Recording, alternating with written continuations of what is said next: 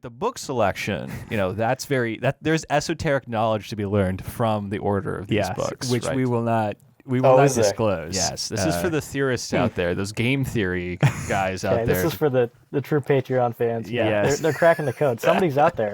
Exactly. That's true. Well, I mean, and this copy of Age of Mythology Gold Edition is just what I got at a thrift store the other day, and I had to download some potentially illegal software in order to get it running on my computer. So, potentially. Potentially. I will not admit to that in any respect. But it's worth it for the best at Ensemble. I mean, what are you going to do when I get a literal legal copy and try to run it on my computer? And you can't. And I can't, right? I mean, what do you want me to do, Windows? Come on. Well, you got to buy an old computer, right? Because the new stuff probably won't run it. Yeah, well, I got it to run. So who's the real mastermind of technology over here? That's all I'm saying. As a gaming professional, should you really be admitting this all on the air? Maybe not, but hey, you know what? I plead the fifth. I won't go any further than that. Frickin' calling me out. Would you download a car? Yeah, yes. Yeah. I mean, if I could 3D print it, I probably would. Yes. Yeah. Is this something you guys have gotten into, is 3D printing? Because I've looked into it actually today. It's prohibitively expensive, but it's interesting. Yeah, that's kind of the rub, is the expense. But I gotta say, I've seen some videos recently, just like how good the printers are getting. Yeah. And people like print little like mechanical objects. I'm like, it seems like we're kind of at the point now where you could actually make some useful stuff. It's always felt very gimmicky, but I don't know. I wonder if it's cost effective. It's like, what am I going to make here that's going to be worth my time and effort? I don't know. So unless, you guys start like 3D printing like guns in your basement, I don't know how this is, a useful venture. Well, so I know a guy with a 3D printer who lives here in town, and I was over at his house and he was showing me some stuff he was printing. And of course, it's like vast majority of it is like miniatures for board games and stuff. But he also just was, my wife wanted me to make her a planter instead of just like a planter that looks like a cactus or something like that. And it's like, how useful is this really? Is this worth the $800 starter fee? I mean, it's also a hobby though. So, if you're into STLs, that kind of thing. But yeah, I feel like you're getting into it for the love of the game, right? It's not about the end product. It's true. It's about the whole process. It's like anything, dude. You got to do it for the love of the game. No showboating. I'm surprised that the guy who shot Shinzo Abe didn't use the 3D printer. Wait, was it not 3D printed? No. I mean, these guys actually might know what it was. Yeah. Are you familiar with this construction? That was totally that was a totally homemade setup he had. It was basically a pipe bomb. Yeah, that went in one direction. If I remember properly. That was a do-it-semi special. You can make that with everything you find at the local hardware store. I watched the video, which has now since been taken down from YouTube, and Josh just brought up a photo of it. But I watched the video on YouTube, Beautiful. which I believe has since been taken down, where a guy just like made one, and he showed you exactly how to do it. And it literally is, you just strap two pipes to a board. You take a lighter, you take the wires out of the lighter, have it go straight into just some ball bearings and gunpowder. But the thing is like, it's wild that the guy didn't kill himself, because if you don't get the gunpowder ratio right, you can just blow yourself away before you could ever do any damage to a former prime minister of Japan. in potential future at that point, right? They say that's the reason. Yeah. I don't know. Have you guys looked at the statistics about his approval, like whether or not he should have gotten a state funeral, like the approval ratings from the Japanese people? No, over this? I'm not an expert on Japanese former prime ministers. Yeah. Well, on present prime ministers, I am an expert, but on former ones, never. He was well liked actually in his time, sort of. I mean, the party that he was a member of is like just the dominant party, and it's been the dominant party for since basically McCarthy. But there was like a 30% approval rating for giving him a state funeral. Wow. Like nobody cared. Yeah, well, it's probably the assassination, right? At that point, they feel like they have to do something. It's like, it's like, I feel like that adds like 50 or 60 percentage points. So like, unless you're sitting at like 0, I feel like you're going to get a state funeral if you get publicly assassinated. That's true. The last time somebody got assassinated was when that guy ran up onto stage and stabbed the communist dude on stage. In Japan. Oh yeah, that's a very famous case. And a great image. It's one of my favorite stills of all which time. is kind of a psychotic thing to say, just in general. I want to put that out there. Yeah. Just watching a communist. For me, it goes politician. It goes stabbed. the Zapruder film, and then that photo. Political assassination. Exactly. Have you guys watched the Zapruder film all the way through? Of course. Yeah. Well, what's your impression of it? As anybody who was really into the History Channel and you watch the late night shows, that's when you get into the Zapruder film. What's your impression of it? I've seen it a couple of times, and every time I watch it, I feel like I'm like, it is literally a snuff film in a certain capacity. It's the president getting shot, but I always feel like it's illegal for me to be watching it. Well, I feel like it was almost kind of a moment in history where it's like the first time something like that was on video, It's kind of like you think about it, like if you had to think about events that you'd like to see on film, right? You look back in history and say, oh, I want to see well, you don't want to see it, it's terrible, right? But if you could see, the assassination of Julius Caesar or something like that, right? And you can just imagine if that hadn't been caught on film and it just happened, it'd be like one of those things like, oh, if only there was a camera there, right? Then maybe the conspiracy theories would be different. Yeah, exactly. I'm glad you said that the conspiracy theories wouldn't exist. Like, or you didn't say anything like that. You just said they would be different. No, they'd just be different. Yeah. That's true. Which actually, 100%. if you look at historically at the Zapruder film, it mostly just kind of threw a wrench in the defense's or like the CIA's narrative on it, right? They didn't really expect the Zapruder film to exist. For people that don't know the phrase, the Zapruder film, right? What is it a film of? Oh, it's the footage of JFK getting shot that a random guy with like early camcorder technology took, which wasn't to be expected. People didn't know that was going to, nobody knew that was going to happen. And some say that some people wished it didn't happen, but I don't know. I'm not here to say anything about whether or not George H.W. Bush killed JFK. I'm not gonna say anything about that. That's not my place to do so. Never do such a thing. Goodness, I literally could not pay attention to what you were talking about because I was looking at the image of Colin Riley and I just thought of there are two wolves inside you, right? One of good and one of evil. One walks in the light. Somebody gonna make that meme. One walks in the dark. Is born in the darkness. Yeah, Cole Delson. Cole, what is it? That's just a bad camera at this point. What does it feel like to walk in the darkness? Do you? Yeah. To walk in the darkness? I'm wearing a dark shirt. I put this on just special for the cast. It's really hard. It's hard to describe. Yeah, I mean, it's so emotionally connected and individual that how could you even begin to talk about Riley, it? It always feels like being on the outside looking in. Wow. Is this Rick Sanchez, dude? Cole's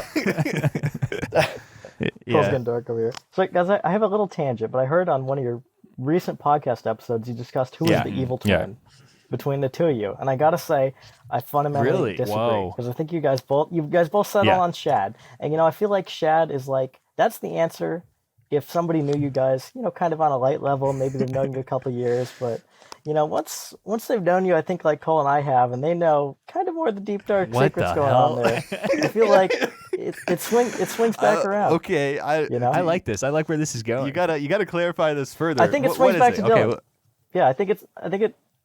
The deeper you guys, that swings back to Dylan. And I'm not going to go into details there, but I'll just say, I think I might ask your parents on this one.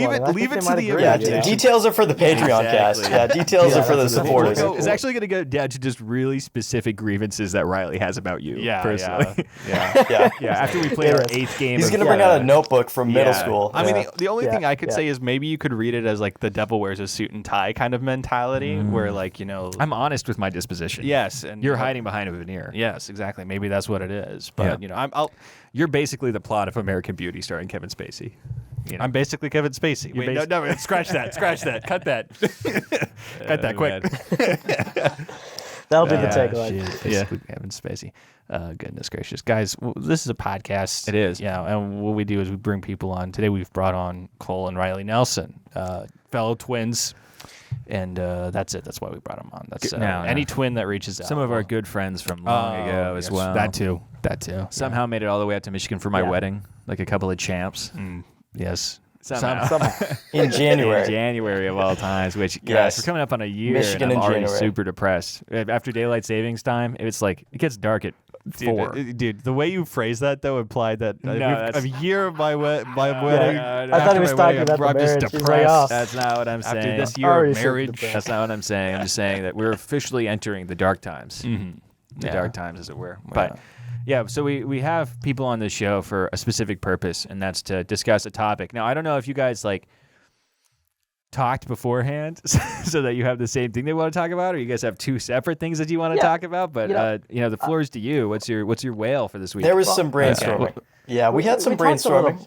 We talked a little bit, right? And I think we kind of settled on something we wanted to be a little more broad topic that we could talk about. I think we decided not to go into something specific like a hobby or a TV show or a movie, right? We'd talk about stuff like that, but I think we wanted a little bit more wide-reaching, especially on a day like Election Day, even though it's not our topic, just to be a little more generalist. And I think, kind of the thing Cole and I talked about, and I think it's something we've talked to each other about pretty often, I'd say probably the last year or two, is really just kind of a perception I think we both had that we're finally living in the future. And I guess I'm curious on you guys' finally thoughts living about in this, the future. Right? It seems like we're finally living in the future. And I guess what I mean by that is, I guess growing up and kind of getting to this point in life, it's always felt like, when does the future kind of arrive? And it never felt like it does, right?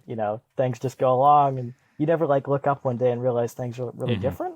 But I feel like kind of, especially post-COVID, the last couple of years, I'd say probably, especially 2021 and this year, it's really felt like we're living in the future finally. And I guess, I don't know, maybe that says a lot about maybe the place we're in life right now too, but I think it speaks a lot to the, kind of the moment we're in. I know Cole had a lot of thoughts. We'll throw it over to Cole. What are your thoughts on this to start? We don't want to take the floor immediately. All right. Well, on the tech end of the spectrum, the first time I've ever really been blown away by something tech wise is I don't know how deep you guys are into all the new AI art and that kind of stuff coming out, but I've genuinely been blown away by some of the stuff I've seen. Stable diffusion and stuff. Yeah, it's unbelievable. I've used some of the programs, and I mean it's pretty hilarious. I literally was like, okay, what if I get insanely specific? I just typed in guy wearing a gas mask in a trench, Ashcan School, New York, and a perfect Ashcan School progressive era painting of a guy in a trench wearing a gas mask. And I don't know. I mean, that seems like the future to me. The only thing is, though, I guess the real question is in the distinction, because in my mind, when I'm trying to construct I'm living in the future, I'm thinking of I'm living in good future, where in my mind, stable diffusion is sort of, I don't know, dystopian, and maybe we can have an argument about the ethics of it, because I think there's a lot of ethical questions that kind of come up with AI art. But I feel like we're living in the future, but it's not a great one, I think AI art is definitely a symptom of the dark future. This is not the life. So why do you say that? What do you think the ethical... as a man in the dark room? As a man in the dark over there. Well, I really think it's the Pandora's box. I mean, once we open this box, there's no putting the machine back in, because it seems like it only goes one way. If it can create a decent imitation of a Rembrandt painting today, why can't it create a movie tomorrow? Well, at the end of the day, it's a problem. Well, we talked about this on a couple episodes ago, but Vladimir Zelensky is they're doing totally constructed artificial addresses. And this isn't conspiratorial. This is confirmed by the Ukrainian government. They did a behind the scenes video. Okay, I was going to ask if this was on Russia Today. No. They literally are, and it's it's a part. They did it as part of a PR stunt where they're because they had all these artists and stuff who were expats and stuff from the Ukraine go in and scan themselves. And then Zelensky would say, inside of a mocap machine, essentially, give a presentation, and then they would just mocap him into the Oval Office. Now, where you start to get into the weird conspiracy territory, is they say they're doing it from the Oval Office. So it's why would they do the fake one if they're in the Oval Office? Why would they do that? But that's a totally different question. But yeah, no, I mean, there's a reason why I feel like so many deep fake, a lot of deep fake oriented internet communities got kiboshed real quick, Yeah. Do you think that was driven from some higher source, or was it grassroots, or on Reddit even? What clamped down on it though? Do you think? I think it's because it's a super easy way to do something use AI to make a movie, or use AI to spread some sort of disinformation. Yeah. Right? But what entity, if you had to pick any, were the ones that you had to pick one individual? Well, I assume actually, honestly, it's probably a lot like hacking, where in the early days of hacking, where all the people who know how to do it well are just now working for the government. You're probably right. Yeah. But I actually have a quick question, Cole, and I don't know if you and Riley I think are more plugged in to these sectors. I do have a question about DALL-E and like other stable diffusion AI platforms, right? Like what is it? Is it a server? Is it a program that's kind of, because the only thing that I worry about with that stuff, because a lot of artificial intelligence, artistic software has like ethical blockers. You know what I mean? So you can't use it to produce like child pornography, or you can't use it to make like gore or anything along those lines. But like, how long until you can? You know what I mean? Like, what are the safeguards, or what are the economic blocks to prevent somebody from like starting their own DALL-E and using it for nefarious purposes? Yeah, I guess, like, I'm not an expert here, right? But I guess my thought is, it seems like currently it's pretty limited, right? With kind of the organizations who are building kind of these AI models and doing this sort of thing, right? Like OpenAI and Stable Diffusion and these guys. And I think right now they kind of have a lock on it, because there's, a few select groups of people who kind of have the skills and the tools to put these together. But I feel like that only becomes more democratized, right? And I think we're starting to see, it becomes more available. And I think kind of the safety guards come off, right? Because it's not like there's any reason, there has to be some safety built in, right? It's not like Asimov and the 3 rules of robotics have to be built in, right? It's I think like Cole was saying, right? I think you can't put the genie back in the bottle. And right now, we're kind of seeing, okay, there's a couple companies who are just showing it off, but I feel like it's going to be here to stay, and it's going to become democratized. And I think any way you can imagine that kind of the gloves will come off, I think they will. True. That's true. Yeah, well, it makes me especially like worried, or I don't know, because it's very like, as somebody who's terrible at visual art, it's just like a skill that I don't have, as in drawing or that sort of thing. I can do design fine, and videos, whatever. But I'm very tempted just to be like, okay, now, I mean, give it 20 years, I don't ever need to learn how to draw. That's not something that is a skill that I ever need. And like, any sort of, there's always these anti-Ludditic arguments that are constant. People always say, and the Greeks didn't think we should write stuff down. Like, and look where we are now, and et cetera. But at the same time, do you guys, you're talking about this genie in the bottle. Do you actually, do you think that we're entering a technological epoch that's different than other technological epochs? Yeah, I think it's different, right? In the way I think every technological epoch has been different than the last, right? It's always been, it's usually a continuation of kind of labor-saving devices, right? We move from one source of power to the next, but it's hard to say, right? You can look back and see what everybody said during their own times, and I'm sure they all had apocalyptic predictions of, this is the death of labor, and what are we all going to do? And there's people who go all doom and gloom about it, and other people who say this is utopia. And I think in the past it's always been neither, right? It's always just like somewhere down the middle. Life gets better in general, I think, right? Standard of living's increase, and there's unique problems that come about, but I think we tend to move in the right direction. But it's hard to say with this one, right? Because like you guys say, it seems like we're getting to the point where kind of the way these, the way this stuff seems to be shaping out is it's looking like there's some capabilities to replace a lot of labor that we I guess kind of traditionally would have thought was safe, right? And obviously I'm not saying anything new here. This is pretty common. There's a common thread here, right? But the thought is that, people used to think, art and music and that sort of stuff is going to be the last to go, right? But it almost seems like that stuff's going to fall before some of the more technical stuff. So I guess I wonder, how that affects people as a whole, and like Cole says, art and movies and music and video games and everything, right? Because it seems like, I guess the order of operations we thought the future was going to play out might not be happening. Well, it reminds me of right? Some of the things we thought were safe. I'm sure you've seen the, mediocre at best, but, compelling film I, Robot, starring Will Smith. Correct. Correct. A classic. Yeah, classic. What is that? We can just turn this into an iRobot cast right now. I'm happy to have that talk podcast. Nothing about Shia LaBeouf and Alan Tudyk, but there's that scene where Will Smith is talking to robot Alan Tudyk, and he says, can a robot, compose a symphony? Can he, paint a masterpiece? And then, of course, Alan Tudyk responds, "Can you?" And it's a dunk or whatever. But got him, dude. But now the robot can. That doesn't work. In the future, that whoever directed that film, I forgot who made that movie. Josh, can you find out? Who made iRobot? Anyway, the future in which they envisioned like a robot could not do art. That's just something that was outside of the scope of artificial intelligence. And now we're just brute forcing it. Yeah, that's, I guess, to me, that's the most interesting thing, right?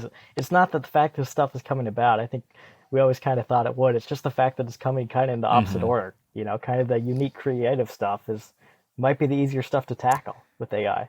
So I wonder, what happens to, the sort of kind of mindless, tedious work that can be done by that, like writing documents or, kind of boilerplate stuff like that. And you just think of the amount of labor that people do every day, doing that sort of stuff. And it's like, okay, how could I, save my time and basically, use this machine as a tool to, write a rough draft and then come back and clean it up. And I just wonder, where that leads us. I'm sorry to monopolize the conversation. Cole, if you have something to say, because I do have another media example related to this, but. One thing I did want to bring up on probably a more close to home note for you guys. I have heard this podcast floating around. I believe it's a fake AI generated podcast between Joe Rogan and what's his name, Riley? Do you remember this cast I showed you? Well, I saw the one where it's Slavoj Žižek and Werner Herzog. No, that's not the one. Anyway, so it's a fake podcast with Joe Rogan. Yeah. Oh, Steve Jobs. It was Steve Jobs. That's it. It's a fake podcast between Steve Jobs and Joe Rogan.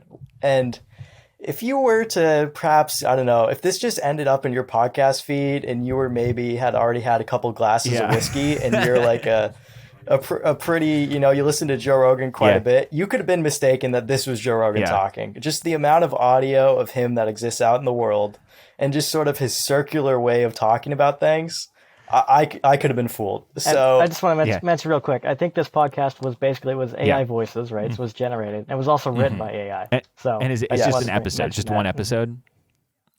Yeah, it was like 15 or 20 minutes. 20 minutes. Because there is another one where it's Werner Herzog and Slavoj Žižek talking forever. It's a website, and it just invents new things for them to talk about forever. It's stupid, as you can imagine, but it's it's intense. And at that point, it's like, okay, maybe the artist of the future is not somebody who is a talent intrinsically, but is somebody who knows how to use the software properly. Like sort of like the editor of today of footage is not a man who sits in a dark room with tape and cuts it together, but a man who sits in a dark room on his Adobe Premiere Suite and puts in crossfades. But there is a degree, right, where who is the true maker of the art if 99% of it is being created by the AI? Well, it's and the learning final bit and of polish. All that's already been created is used to teach it, and then it's creating more, which is used to teach more AI to where it's like this self-fulfilling thing. The other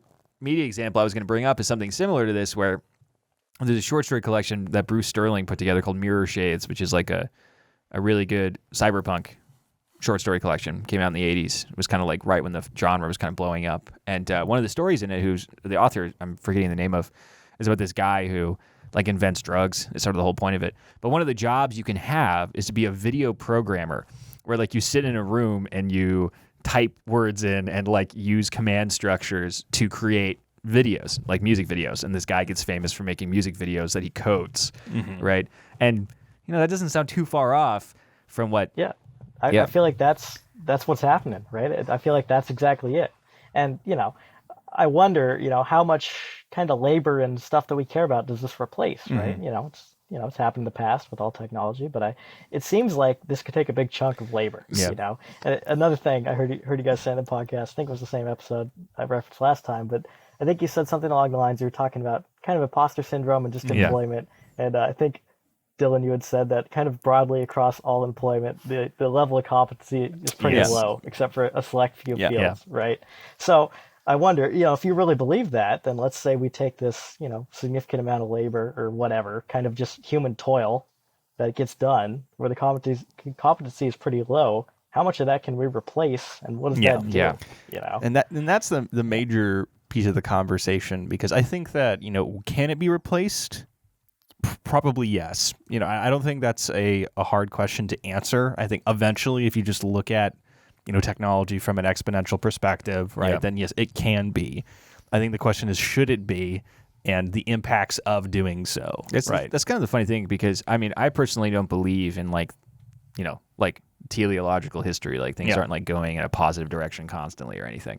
But I do think that time is a flat circle, man. Well, I think it does have a telos, but the telos isn't like utopia or whatever. And, so like technology, though, in itself is this exponentially growing thing, right? And so it's sort of doing that outside of, I don't know, it's sort of a dangerous circle there. That, I don't know. It's terrifying for some reasons. I suppose. I mean, like, do you have any sort of, I don't know, economic solutions for a crisis of that level, right? Because in my mind, the jobs that this is just a very easy question for you guys. Do you have any solutions? No big deal. Well, I feel like you're asking for stock tips at this point. Because like I was saying, the jobs that right now the relative competency for at their lowest are jobs for like take workers, for like low-level journalists, for people who go to like education college or get an undergraduate English degree, right? Who like don't go to a liberal arts school, like the people who have high competency more often than not are like, like musicians, people who work in STEM, engineering, computer sciences, right? Unless, of course, they're doing like brute force work. But, some of the sharpest people, who are working today are doing that sort of thing, which is funny because the other day I read this this interview with Kurt Vonnegut. Where he's still kicking? No, he's been dead for a long time. But he was responding to the poem "Howl." Do you remember? I've seen the greatest minds of my generation destroyed, and it's talking about like hippie burnouts and stuff. And it's about like an undergraduate English department. And Kurt Vonnegut responded to it being like, I think the brightest minds of our generation were like a few buildings over doing physics. Or, writing, performing concertos. I think those were the greatest minds of our generation. And the thing is that the people who were doing physics, the people who were doing the concertos, like that perhaps maybe because computers are a STEM thing. Those are the jobs that were first kind of computerized, but now it's kind of going for the not so bright. It's going for the take workers and et cetera. Yeah, I guess I think kind of the jobs that are in danger, right? Kind of that labor. It's not the blue collar work, right? That stuff needs to get done, but it's more of like kind of the average. I think probably the majority of white collar labor, right? Which is just kind of that clerical, cubicle, office work, right? Which isn't super technical. You're kind of just running the system over and over again, right? You're filling out your spreadsheet, all that sort of stuff. I feel like that's the stuff that's really in danger. And like you say, which is ironic because I think for years the primary thing people thought about was the blue collar jobs disappearing because of robots. Right, it's like exactly. We won't have any miners anymore because all the miners will be replaced by mine bots. Minebot 9000. I'm here to get coal. Not to be, of course, mistaken with the mine bot. Which is the cyberpunk version of a certain piece of literature from the 40s. But, whatever. Okay, whatever. Yeah, low hanging fruit, I think. Low hanging fruit. Cringe. Yeah, actually, do you think that's true though? I mean, do you? And maybe I think that probably Cole and Riley should be the ones to peek up in the. But like, I feel like Boston Dynamics or et cetera. I think that sort of proves that that's not true. That also blue collar work is for sure under assault, as it were. Yeah, I feel like that stuff's harder to crack. Yeah. The robots look cool, but I wonder how useful that stuff is. Right? It's kind of like a demo. So I don't know. Stuff real engineering, building real machines is hard. And I think even a lot of the really high-end software guys these days will tell you that, right? It's like, you can write the code to do one thing, but actually doing it in the real world is a whole other thing, right? And, I can speak to that and kind of the sort of work I do, right?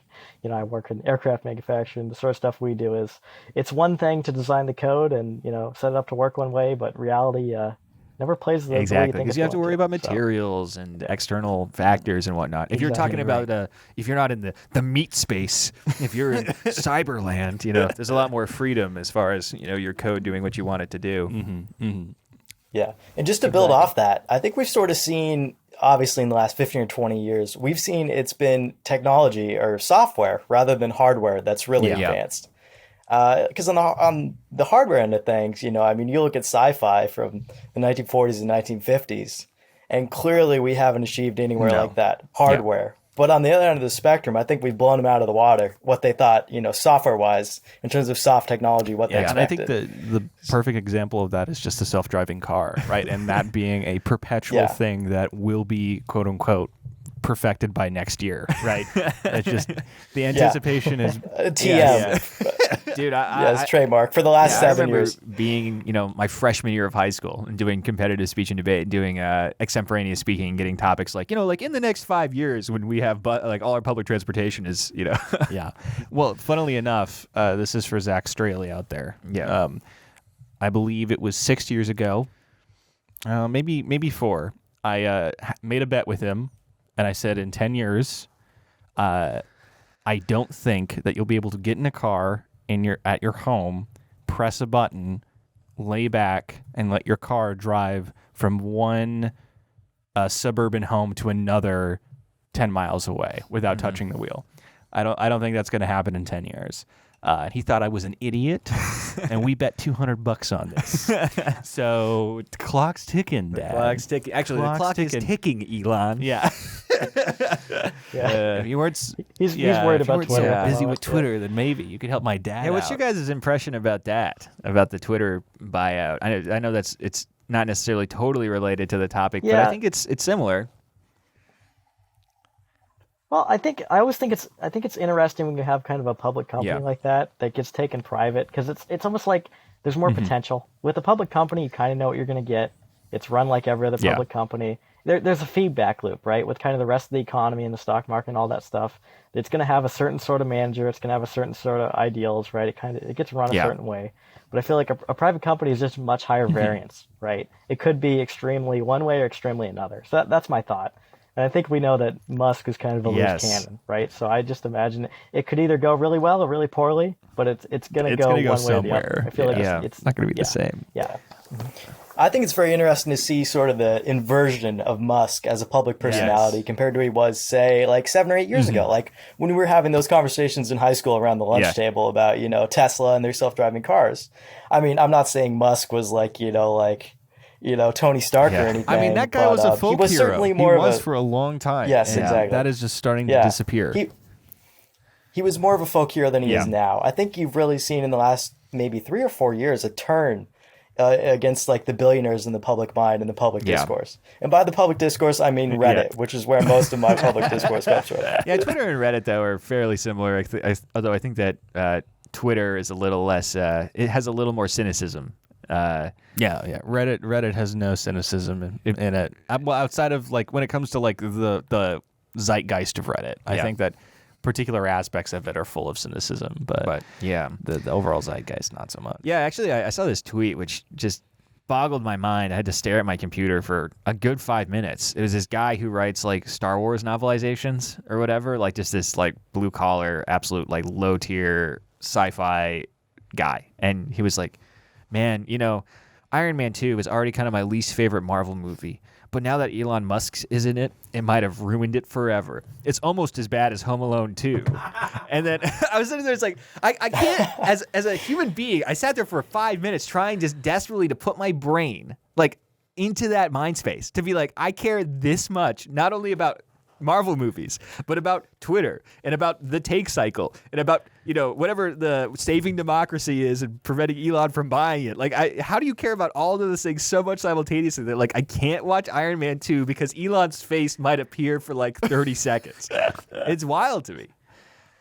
Well, I think there's an argument to be made, Shad, that the fact we're having this conversation means that guy should save you, right? How low effort it was to type that tweet, how little thought he put into it, and the fact that it's occupying so much of your mind. That man and lives time on in this your podcast. head. That's a success. Hey, I got rent-freed by this guy. I feel like that's the game, right? That's the game. Yeah.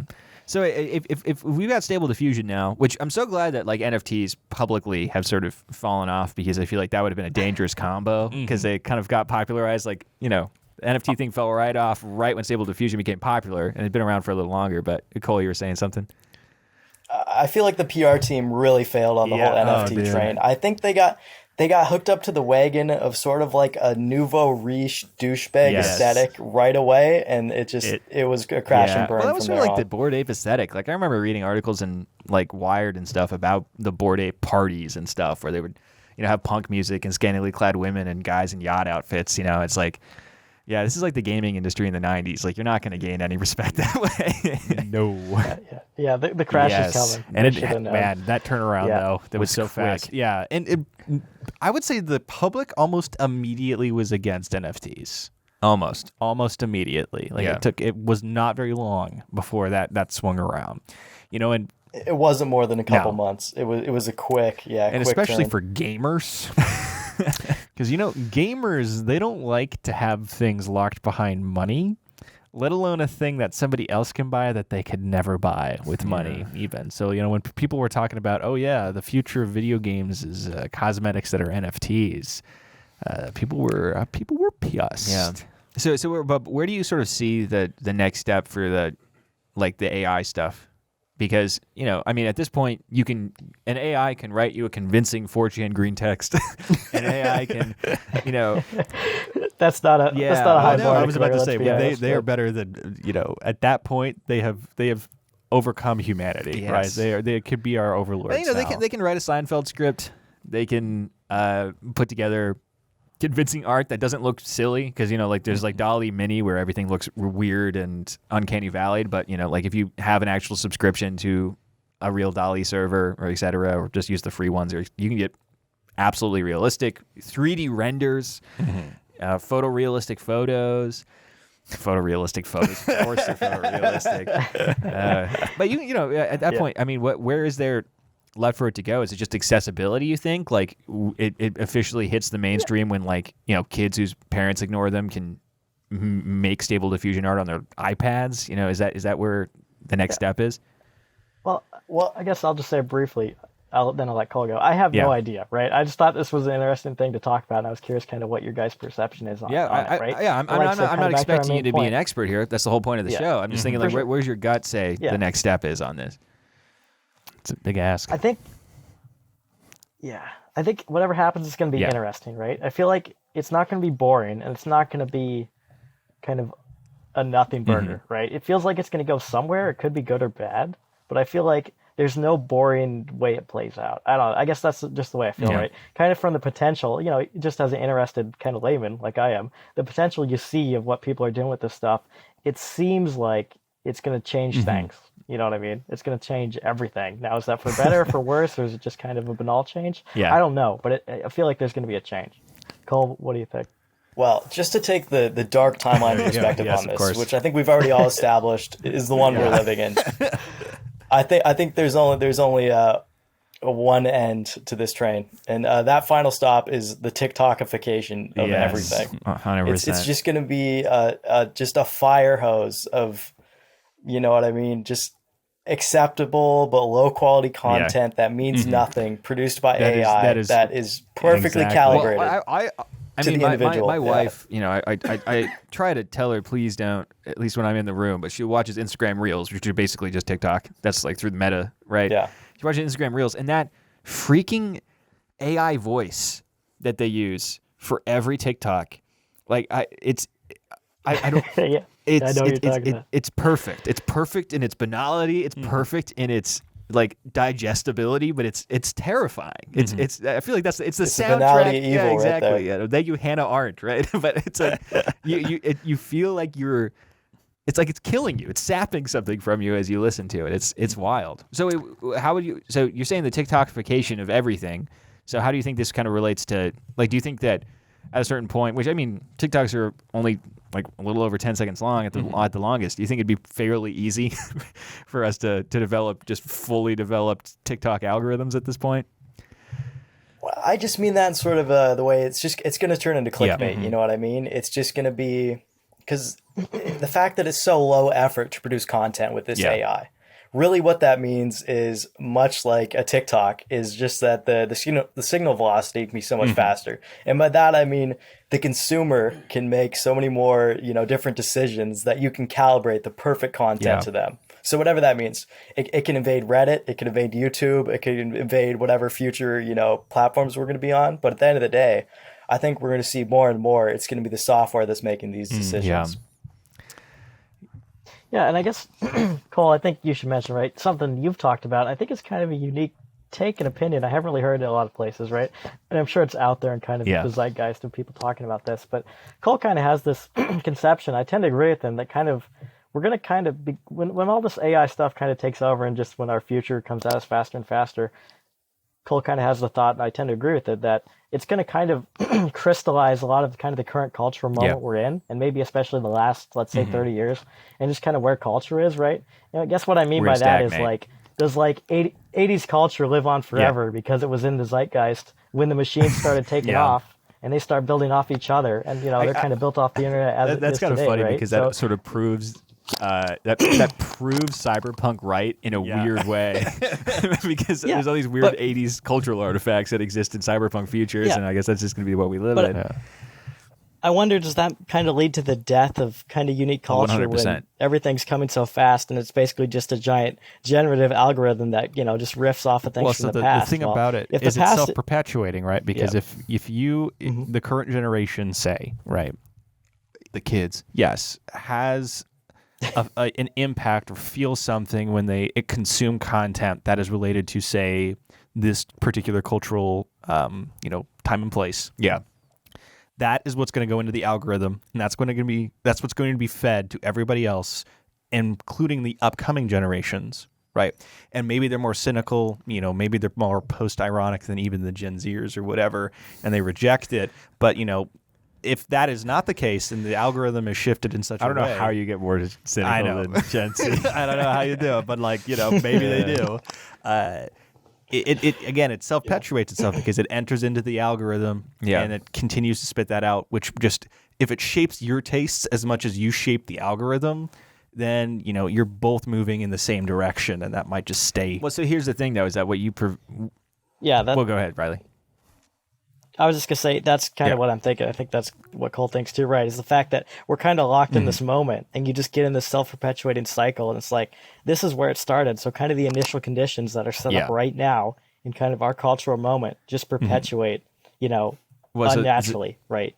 So the only issue I have with that is that that doesn't necessitate or doesn't kind of factor in the fact that external inputs exist. Yeah. And that these companies, as well as potentially...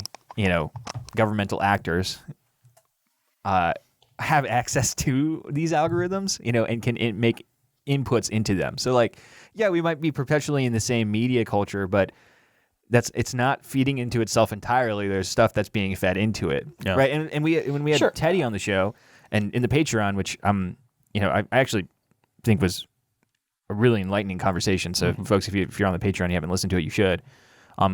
That's just a plug for the Patreon there. It is. And I'm willing to upsell because there's a lot of really interesting stuff that he said. But one thing, he works for a security company, and essentially part of what they do is that they do intelligence for companies. And one of those things is it's they're basically the CIA for corporations, where they go onto Reddit, they create fake accounts, they do fake upvotes and whatnot to convince people to buy store brand rather than buying generic or to actively convince consumers based in different algorithmic structures to vote a certain way when it comes to their dollar. And so if that's the case, then we're not actually talking about the algorithms being our overlords. We're talking about those who control the algorithms being our overlords, which I think is a totally different and very dangerous prospect. I guess I agree with that 100%, Shad, but I wasn't trying to say that it's like a closed system where there's no input, but I guess my thought is, it has an outsized impact on the future, in that it seems like, kind of an example would be, obviously this is taking it to extreme, but you say, okay, look at history. Well, at the point people started writing down their history, well, at that point, their cultural moment had an outsized impact on the future because of the way it was progressed in the future, right?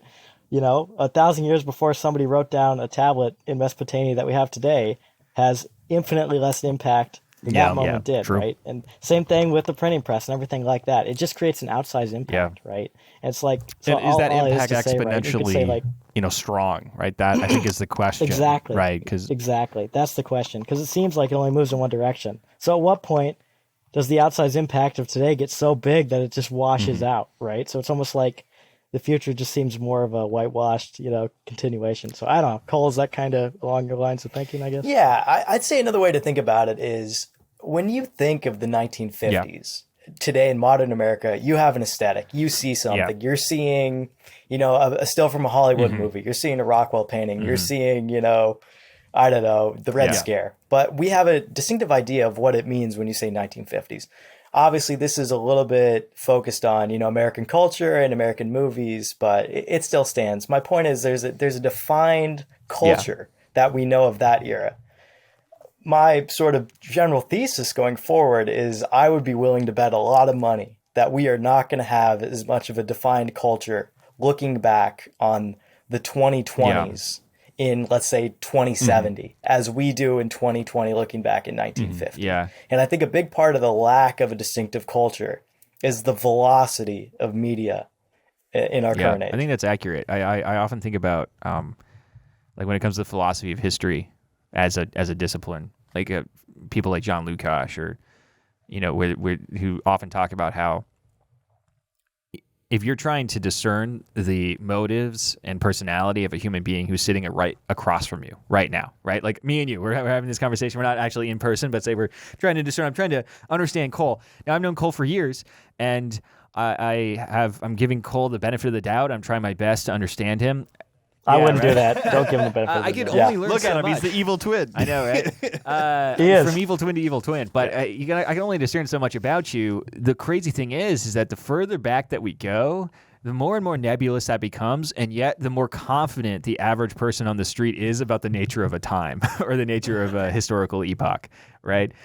Exactly. I totally agree with that. And so, yeah. But the one thing I would also say about that, at least, all right, let's just take it to an extreme. Let's look at, like, if I say 1700s colonial America, I think people have an even more universal image of what that looks like than when I say 1950s. Because when I say 1950s, I mean, you could picture, giant Cadillacs, or you could picture, I don't know, the Korean War, or you could picture, what's going on in the rest of the world. But when I say 1770s colonial America, you're picturing white powdered wigs.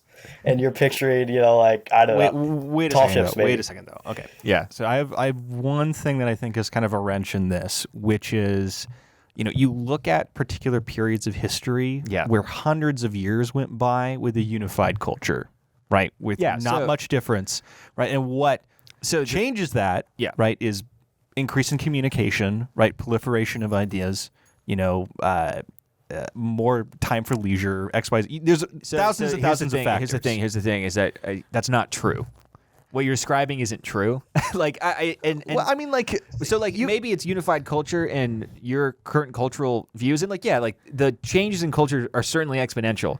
But you can't say, like, a lot of people will fall into the trap, and I know this is not what you're saying, right? But it's easy for you to look at, say, like, fall of Rome to Renaissance and be like, essentially America was just Christendom in a dark age, and it, all kind of was the same thing. And then we kind of ended up on the other side of it. It's just not true. There was vast, political changes, local cultural changes. It's true, but, think of it from two perspectives: a scale perspective, right?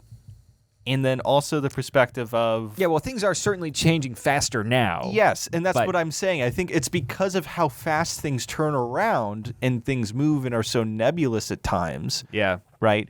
Why wouldn't that just continue to be frequent, right? Like, the fact that we are separating our cultural milestones by decades as opposed to by 100-year increments, right? Maybe that is just the way it's a function of proximity, I think. I mean, maybe. Yeah. I just, at least at the very least, it's documented and we can see it happening right now. Well, I mean, if you look at the 1770s, right? Good example, right? Right, you talk about 1770s, we have the revolution. You go to the 1780s, 1790s, you're in Jacksonian America at that point, right? Like it's an entirely different country, right? When it comes to disposition, when it comes to culture, it's like a knowledge thing. There are those big of a leaps generationally and culturally. I mean, we're talking about the invention of telegraphic communication, and that all occurs, within the couple of generations of the revolution. Yeah, but if I was in ancient Egypt, okay, and then 2 generations could go by without anything we're talking in circles here. Whatever. Yeah. So I guess just my thought here, right? And I think this is a good conversation, but I think the fact that we can have this conversation is interesting, right? Because I feel like we didn't have this conversation 5 years ago, right? Or 10 years ago, kind of about the moment in history. But could that just be our age, right? Could that just be us, No. We're getting old. That's what it is. Yeah.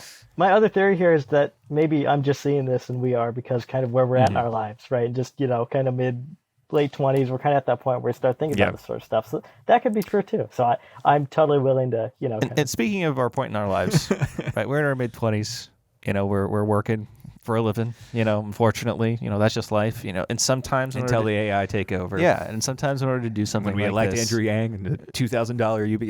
Yeah. And until that happens, things like this are going to need money to function, right? They need the support of individuals like you, our viewers. And so I want to throw a thank you out to our patrons, right, who make this show possible. Of course, I want to shout out the top patrons that earn a shout out for every single episode. I'm talking Zach and Amber Strehle. I'm talking Joe Papalardo. I'm talking Sammy Roberts.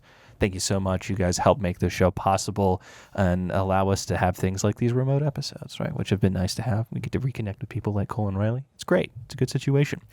At the $5 tier, you get access to the special Patreon exclusive episode that we record each episode directly after this. We didn't even ask these guys if they'd be open to that. You guys want to be on the Patreon episode after this? You guys good? Oh, we're so in. Yeah. It's Michael Mann podcast all the way. Hell yeah. We can finally get to the bottom of why I'm the evil twin, apparently, according to Riley. I really want to delve deep into this. Yeah. At the $10 tier, you guys can ask us questions about, just general whatever. In fact, you send something, I basically have to read it because you paid to do this. So I've got questions from Joe Papalardo this week. Real quick, actually, the Discord is up. Patreon, you get a code for a $1, correct? Correct, at the $1 tier. $1 tier, you get a code to join the Discord. We played CSGO this week. We've been, hanging out a little bit there. So if you want to, join the community that's just getting started, then feel free to. And if you're actually on the Patreon and you haven't joined the Discord yet, then I would suggest it. Yeah, it's been fun so far. All right, question 1 from Joe Papalardo. The cold brew, ? Dumb or good? Cold brew. All right, Cole and Riley, cold brew. Cold brew. That's a great question. This is not the season for cold brew. Was it dumb or good? Yes, with the two dumb options? or good. Yeah. Well, I feel like those aren't. No. Do Those not aren't really insult the options. man that paid to give these questions. No, I'm not. It could be dumb and good. There's a lot of things I like that are dumb, and there's a lot of things I don't like that are smart. So I feel like there's no opposite. I'm gonna say dumb and good. Dumb That's and my good. answer. Cole? Both. Since you're putting me on the spot, I'm going to have to say dumb. Okay. Reasoning. Any reasoning why? Reasoning. Because if I got to go hot or cold, I'm going to go hot. Wow. So I got to throw one under the That's bus. crazy. I got to throw one under the bus. Okay. So. I do prefer hot coffee. I do, actually. Dylan's like, what planet are you love guys an iced from? coffee, dude. That's what it's about. Okay. I'm just saying. That's what life. That's what I get up. That's what I get up in the morning for. It says a lot about your personality, but whatever. But cold brew. Cold brew is too much, and sometimes it's too much. I think it's too strong. I'm gonna go with dumb. If I have a cold brew at any point in the day, I'm freaking wired for the rest of it. Yeah. So that's a personal issue. So I'm just gonna say dumb. All right. I'm gonna say dumb. Next up. Which of your parents are you the most like, and why? I guess Shad and I we can enter into this first. Dylan's most like our mom. I'm most like our dad. Yeah, that's what the general consensus. That's the has general always consensus. been. Yeah. Cole and Riley. I'd say you're probably most like your dads. I assume. Yeah, I think so. We've been told we're literally our father. So yeah. Yeah, that's good. Mr. Nelson's a great guy, so I'm glad to hear that. Yeah, both for good and for ill. But it's true. We're our father. Is that something that your mom says when she's frustrated? Oh yeah. Well, you got to remember she lives in a house with basically 3 of us. Yeah, so I lumps us all I do together. lament her situation. That's pretty. I'm glad pretty rough. it must be good though. Are you guys still bifurcated? Are you guys still downstairs and they're still upstairs? Oh yeah, we're still basement that dwellers. makes a huge difference. I'm sure that's a good, much needed respite. I imagine. It's true. That way, your mother can look down upon you and say, at least 2 of these 3 are people I don't have to worry about.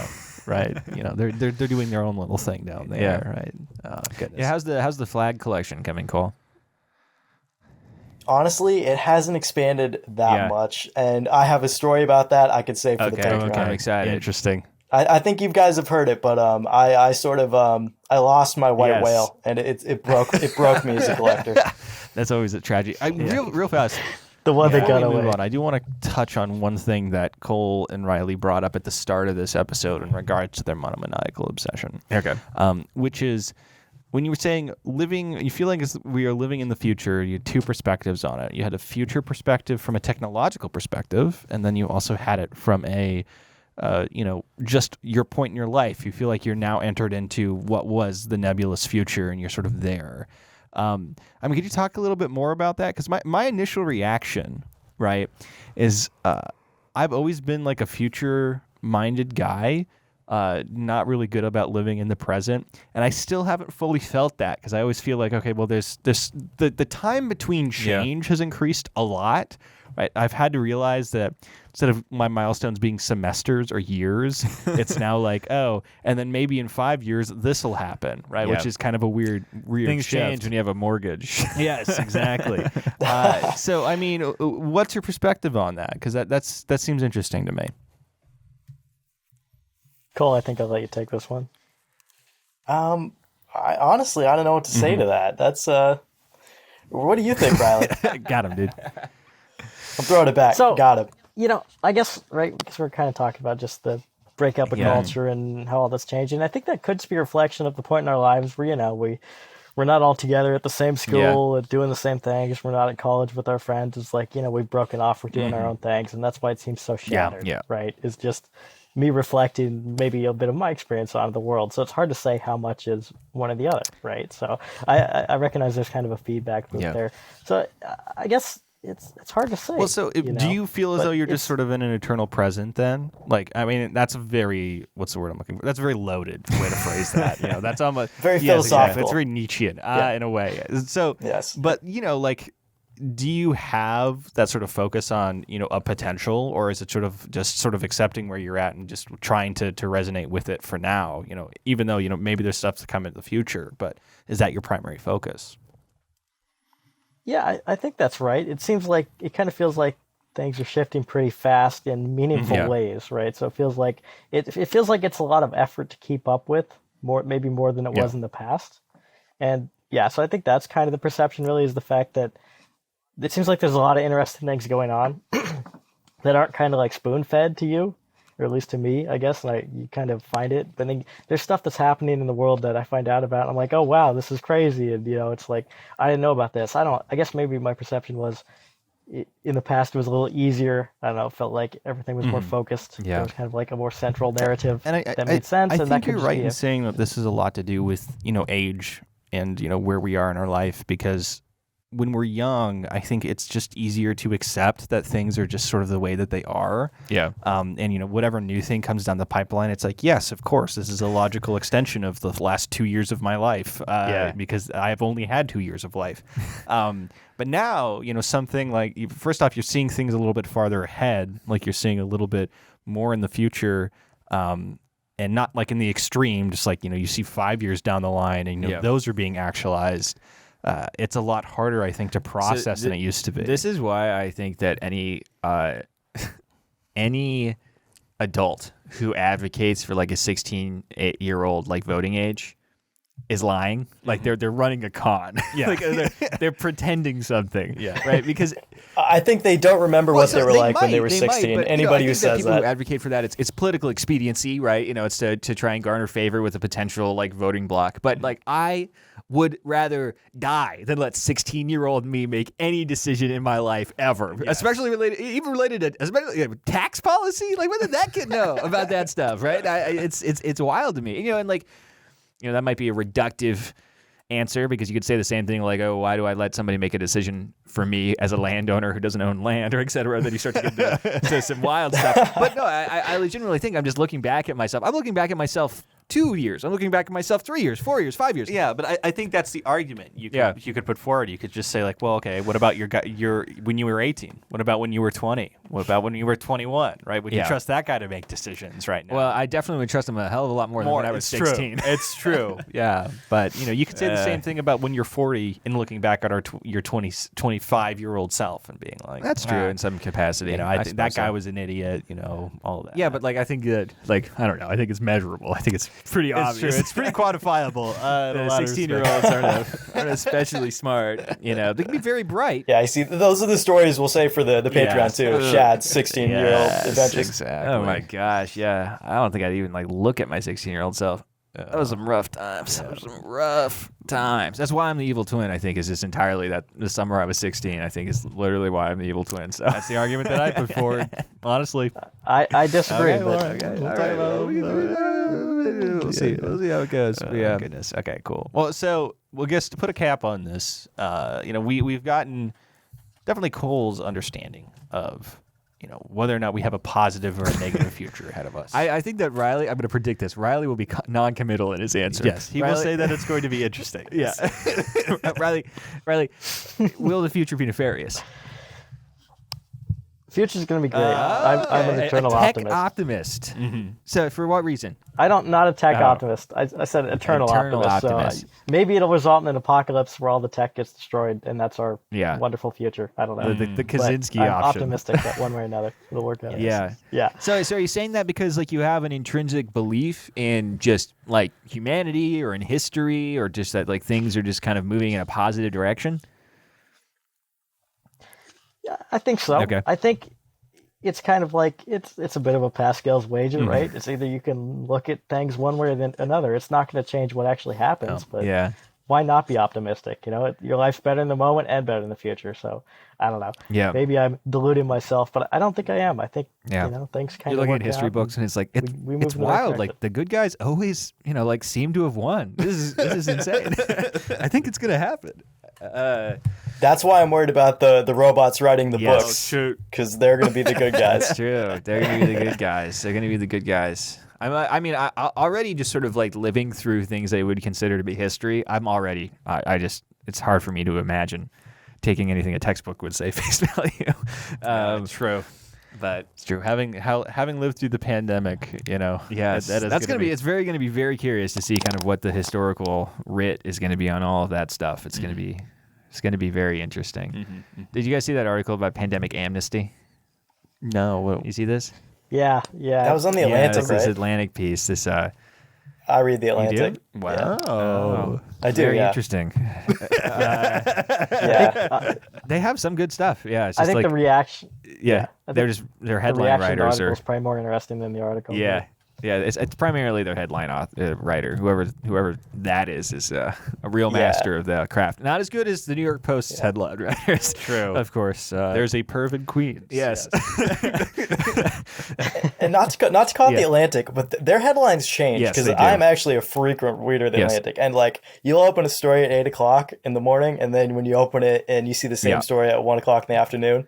The headline is completely that's an SEO different. thing. They do this in the New York Times a lot too, and the defense from people who work at the publications is that it's so that they can hit different audiences depending on the daytime. But then also it's are they mitigating things, or sometimes there'll be edits without notes or changes in attribution. But that article was, I don't know. Did you read it? What was your impression of it? I didn't read the whole thing. No. Essentially, what she argues is that we shouldn't hold anybody accountable for takes they made or policy decisions they advocated for when things were in the height of the pandemic because we didn't know all the facts, right? Which is I don't know. Yeah. I think that's interesting. That's tough. Yeah. I think that the danger is not really that. I think it's more the fact, did we learn the right lessons? Right. And I think that's the more interesting question. It's will the mistake be repeated? Have all that discussion. Yeah.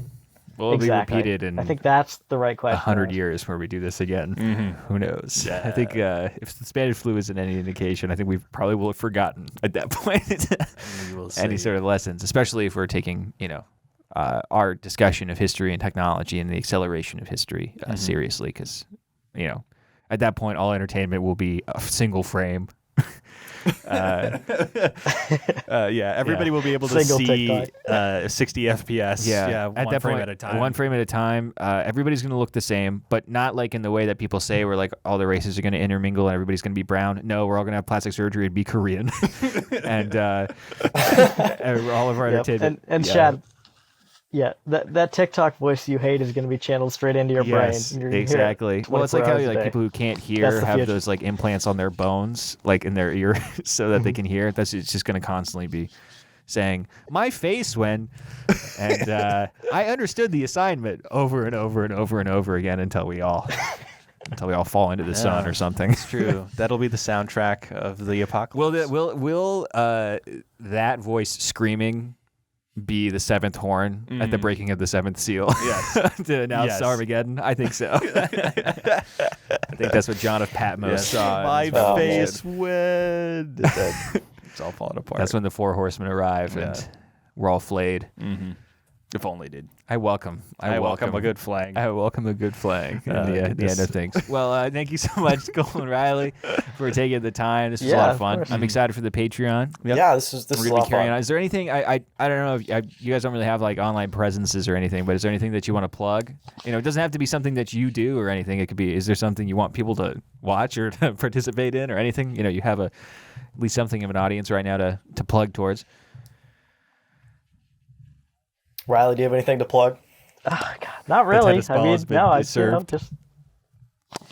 I would just give a shout out to my good friends Shad and Dylan here and putting together a great podcast. And flattery will so catch much. everywhere. Yeah, Riley. Cole's join this. I'll say join the Shogun 2 Total War subreddit.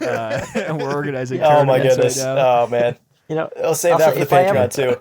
If I ever feel like I have anything interesting to share with the people, I'll be on here first, telling it to you guys, so they'll know where to find it.